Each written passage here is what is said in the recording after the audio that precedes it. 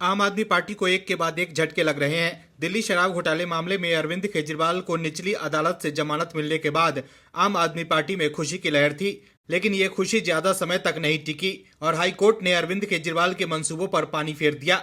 अरविंद केजरीवाल के वकील अभिषेक मनु सिंघवी केजरीवाल के पक्ष में दलील देते रहे, लेकिन हाई कोर्ट में सिंघवी की एक नहीं चली और अब अरविंद केजरीवाल को फिलहाल जेल में ही रहना होगा।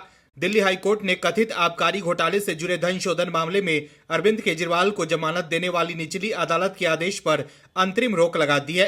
हाईकोर्ट ने कहा है कि अरविंद केजरीवाल को जमानत देने संबंधित कोर्ट का आदेश तब तक प्रभावी नहीं होगा जब तक कि अदालत कथित आबकारी घोटाले से जुड़े धन शोधन मामले में जमानत को चुनौती देने वाली ईडी की याचिका पर सुनवाई नहीं कर लेती।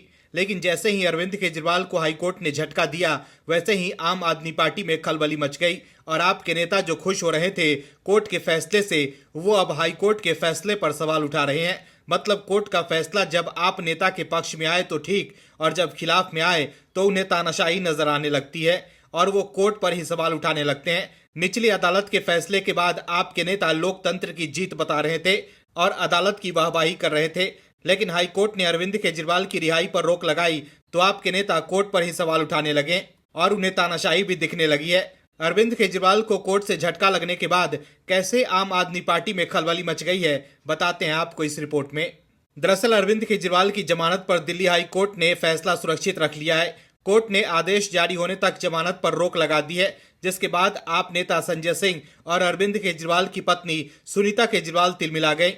संजय सिंह ने प्रेस कॉन्फ्रेंस कर कहा कि केजरीवाल जी को जमानत मिलने के बाद ईडी को सदमा लग गया, पूरी बीजेपी में हड़कंप मच गया कि ये क्या हो गया। बीजेपी ने ईडी को कहा हाई कोर्ट जाकर सुबह ही लाइन में लग जाओ, बीजेपी बुद्धिहीन हो गई है। अभी ट्रायल कोर्ट का आदेश भी अपलोड नहीं हुआ, कॉपी भी नहीं मिली और ईडी हाई कोर्ट पहुंच गई।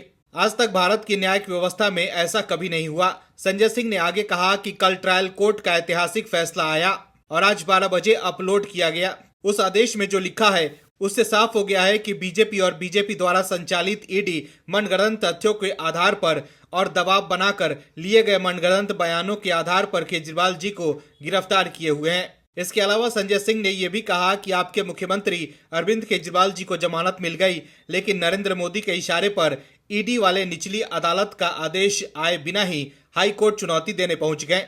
मैं हाई कोर्ट से अपील करता हूं कि आप न्याय की कुर्सी पर बैठे हैं, आपकी तरफ पूरा देश देख रहा है, आप न्याय कीजिएगा। वहीं अरविंद केजरीवाल की पत्नी सुनीता केजरीवाल ने कहा कि अरविंद केजरीवाल के साथ अब आतंकवादी जैसा व्यवहार किया जा रहा है। सुनीता केजरीवाल ने केंद्र की बीजेपी सरकार पर हमला बोलते हुए कहा कि कल मुख्यमंत्री को बेल मिली थी, कोर्ट का बेल ऑर्डर अपलोड होने से पहले ईडी दिल्ली हाईकोर्ट पहुंच गई। वो अब ऐसे व्यवहार कर रहे हैं जैसे अरविंद केजरीवाल आतंकवादी हो। सुनीता केजरीवाल ने कहा कि यहाँ तानाशाही चल रही है, आशा करते हैं हाईकोर्ट न्याय करेगा।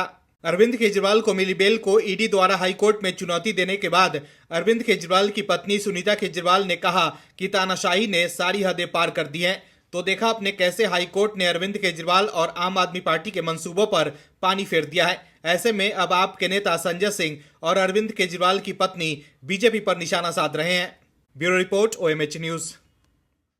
और भी वीडियोस देखने के लिए चैनल को सब्सक्राइब करें और बेल आइकन को दबाएं।